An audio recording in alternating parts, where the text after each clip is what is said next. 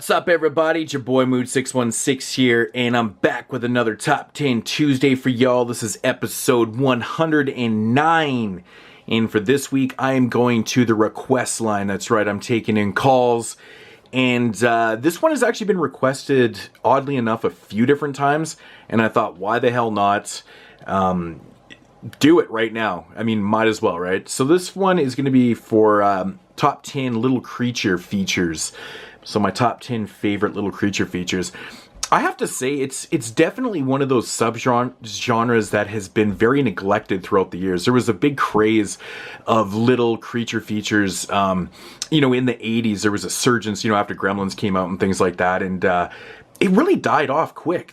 People don't make a lot of small creature feature films. It has to be big or just odd creatures and stuff, but not a lot of bite-sized ones, They do come out periodically here and there, but it's a small subgenre. It really is. But let's get into this list here. In at number 10, Hobgoblins. From the year, 1980? Yeah, 1988. This was one I did not review on my 88 series years ago.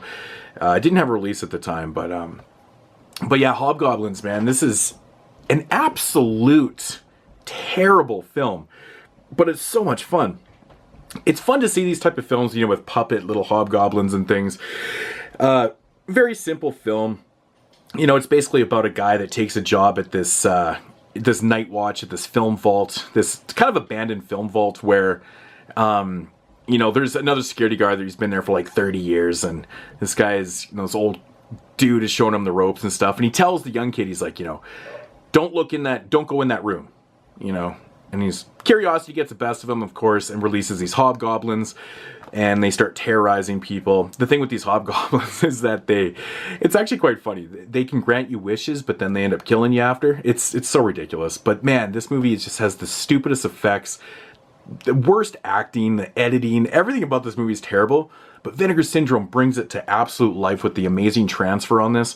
And it's such a fun film. Like, it's definitely one you can just throw in with your friends, drink some beers, laugh, do a commentary, man.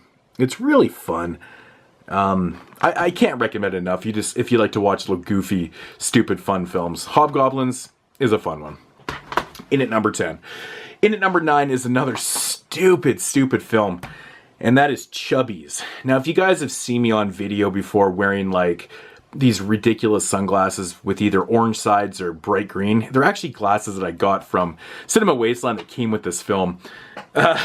So they were throw-ins, actually, I think, when I bought the film. But Chubbies is a very interesting film, basically about these little alien creatures from the planet Snurd. And they're like little, horny little bastard creatures. Anyways, one thing leads to another, and they end up on Earth. And what their whole goal is to repopulate. So and the way they do that is by getting into any orifice they can, whether it be your butthole or your vagina. And that's how they take over. They're planning on taking over the world and shit. There's a lot more to the story than that. Actually, surprisingly, being such an independent film, this movie has a lot of story to it. It's pretty wild. It's goofy. There's a guy that plays a lot of different characters, and some of this stuff is a little bit over the top and a little bit silly, but some of it's really fun. It actually mostly takes place, on Halloween at a bowling alley, which is really cool. There's not a lot of films set in bowling alleys. And, it's kind of a double dose of dope right there, man, because I love Halloween films. I love things that are set in bowling alleys, which is not a whole lot besides, like, there's only really a couple films I can even think of, but, Gutterballs being one of them. But this one's fun as hell. It's got goofy gore. And actually, the owner of the bowling alley in this, he's kind of the highlight of the film, to be honest, because he's such a dick to kids. I won't ruin it, but it's so much fun. It's kind of a subplot in the film, but yeah, that's actually him right there. It's super funny. Sorry about the glare, guys. I'm in my studio here, and yeah, but Chubbies, super fun stuff. Give it a shot. Love the title. Had to pick it up just based on the name alone. All right, now in at number 8 here is Munchies, which recently my homeboy Danny actually sent me over. I never had a copy of this one, and it's one that I've seen many times throughout the years, but it's such a fun kind of family comedy. I love this cover because this scene like totally does not happen in the film, from what I remember. I'm pretty sure that there's no Munchie looking up a chick's dress at any point in this film, so kind of funny, but Basically about this guy that finds this creature on an archaeological dig, and he brings him home, and his brother tries to fuck him over by stealing this munchie and stuff. They end up calling him Munchie because they like to munch on shit. And what they don't know also is if you cut these things in half, they'll reproduce. So these things are going crazy and shit. Munchies is a stupid fun film, man. It's got lots of homages and shoutouts to Gremlins. There's tons of homages and shoutouts to Gremlins in this. Even to the point where one of the characters actually drives a gremlin, which is really funny in itself. It's really fun, man. It's so funny how they can kill these things, though. Like, I don't think you would ever figure it out in real life, but it's so stupid, but... I had a blast rewatching this. I rewatched this a couple weeks ago. I actually planned on doing this Top 10 Tuesday last Tuesday. Had the videos all ready to go, and then I got busy and ended up not doing it. I don't know. But yeah, Munchies. Good film. Good film. Good fun. So, in at number 8. In at number 7 is a film from, I believe this came on, I think it was 1987 or something like that. And that is Ghoulies II. Not Ghoulies 1. I do like Ghoulies 1, but I find it a little bit slow. But I think Ghoulies 2 is the better movie.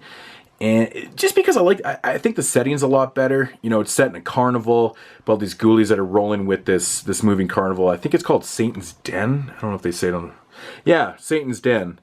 And, you know, they basically start killing off the guests and stuff. And, you know, in ghoulie fashion. Really fun film. I love the effects. This one's just a better film overall. Everything about the ghoulies look better. You get to see a lot more of the ghoulies in this one. It's just, it feels more of a ghoulie film. But cool creature feature, set in a carnival. Another setting that's not underutilized in horror films for some odd reason. But Ghoulies 2.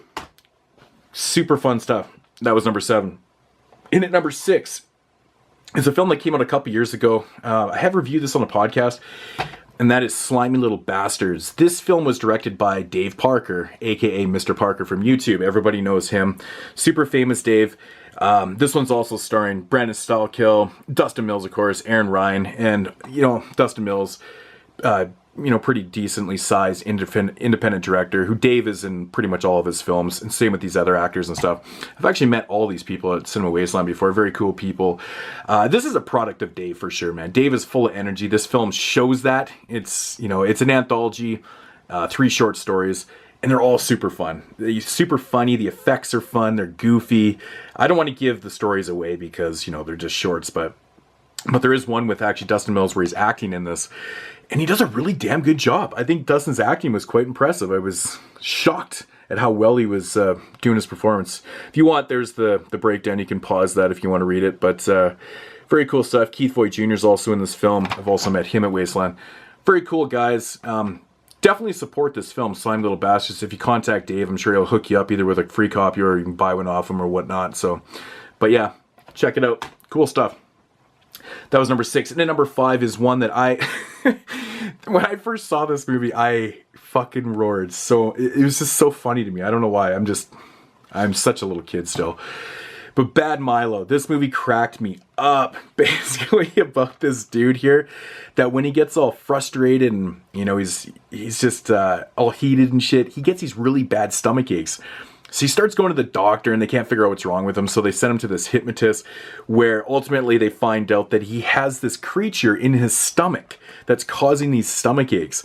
So now when he, you know, he has a beef with someone or he gets all flustered, this thing comes out of his asshole and goes and fixes the issue, goes and kills people and shit.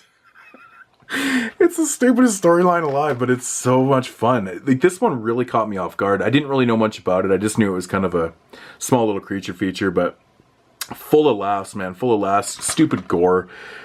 Really, really fun flick, man. Definitely give Bad Milo a shot. It's definitely worth your time if you're into these goofy films, but Bad Milo in at number 5. And at number 4 might be a little bit shocking to some people. Probably think this is going to be number 1, but number 4 is Gremlins. It's never been my all-time favorite movie. I honestly enjoy the music more in this film than anything. And Phoebe Cates, I love her also, but it's a fun film.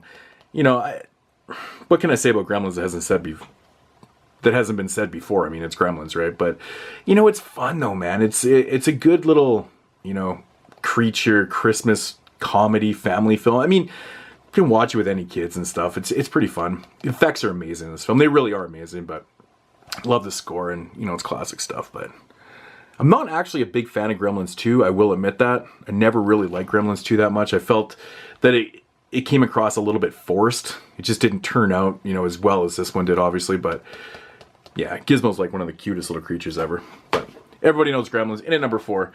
Number 3 is, oh man, this movie is just on a different level of weirdness. The Pit. Now, this one is about this little boy here that is kind of a pervert. He's like a 12, 13-year-old boy, and he obviously has issues. Like, he's a pervert. He's got a little bit of mental issues. He talks to this bear. The bear talks to him back. You know, he's very awkward. He doesn't really have any friends. One day he finds this pit in this field where it's full of these troglodytes, these little creatures, and he starts to feed them. And essentially what he does is he kind of lures in people that have done him wrong, and he pushes them into these pits, into this pit and shit. It's just, it's ridiculous. It's such an awesome film. I've always loved this movie. It's just crazy, crazy shit, man.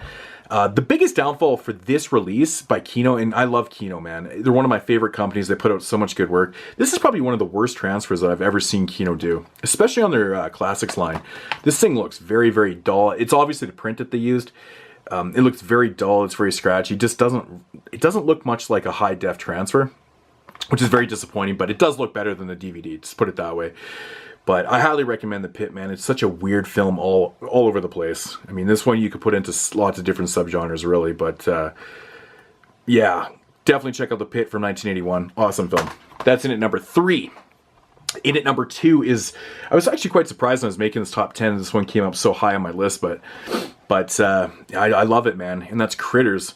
Still amazed that Siskel and Ebert gave this one 2 thumbs up. I don't know if I'm more shocked that they actually reviewed this film or the fact that they actually gave it 2 thumbs up. I think that's really crazy.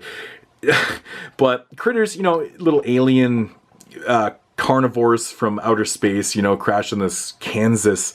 I think it's in Kansas. Yeah, it's in Kansas. This little farm, now his family has to fight off these flesh eaters. I think one of the coolest things about Critters is that they made them ball up and they could roll. They could roll on the ground, man. Like, I think that's one of the coolest things. The effects are fantastic in this film. It's a good film. Really, really good film. In fact, I have fun with all 4 of these movies, even though I think 3 and 4, like 4 is in space and 3 is okay. I think that was DiCaprio's film debut. But I think the most shocking thing about the Critters films, to be honest, is that these things haven't hit Blu-ray yet. That is really crazy to me. I eventually these things will probably, you know, get dug out of the vaults, and these are New Line releases, so I mean, someone's got to fucking pick up the rights to these. But yeah, man, Critters is fucking fun, man. I rewatched this, I think last summer, or something, and I was just like, wow, I really dig this shit out of this film. Critters, in at number 2. And at number 1, if you probably haven't guessed it by now, yes, it is The Gate. This is an all-time childhood favorite of mine. I love this movie. It's probably one of Stephen Dorff's best performances, and I think it's like an early one for him. He's just a small kid in this one. You know, about 2 friends that find this kind of this crystal in the backyard. They keep digging. They unleash these demons from hell, and now they got to fight off these little creatures and shit. You know, I recently got The Gate 2 and rewatched it, and it was fucking weird. I was rewatching The Gate 2, and it felt like I was watching it for the first time. I did not remember that movie whatsoever. I didn't even remember that the kid from this movie, not Stephen Dorff, but the other one, he's the star of Part 2 also. And he's a little bit older and shit, but Part 2 is not a great movie, but it's pretty fun, actually. Some of the effects are pretty cool. I like it, but I love the effects in here, man. I think with the stop motion and shit, like the claymation and shit. Yeah. But yeah, man, The Gate, super fun. Everybody knows about it. It's awesome. This was a pretty good release from Vestron. I think the transfer could have been a tad bit better. It was kind of the downfall for this one, but it does have cool features and shit, so... But The Gate definitely needed an upgrade from that out-of-print DVD and shit, so... But yeah, and that's The Gate in at number 1. So that is my top 10. I guess I'll do a quick little recap. Gate, number 1. Critters in at number 2. The Pit, number 3. Check this out, peeps, if you've never seen it. It's amazing. Gremlins in at number 4. Number 5, Bad Milo, the Butt Monster. That's awesome. In at number 6, Slime Little Bastards. Number 7, we got Ghoulies II. So much better. Number 8, Munchies. Number 9, we've got Chubbies, super fun stuff. Maybe a little bit too long, but... And number 10, we got Hobgoblins. Gotta like it. Fun stuff. And that's going to do it. I am probably going to be making another one next week. Another actual request. And I got a couple other cool ones. I think I've got one in mind here. I'm actually waiting for a film to come in so I can finish off this list. But I'm pretty sure I've never seen anyone do a top 10 on this one before. So that'll be kind of interesting to do. So yeah, check you guys later. Hope you enjoyed the video. Leave comments down below and I'll talk to you later. Peace!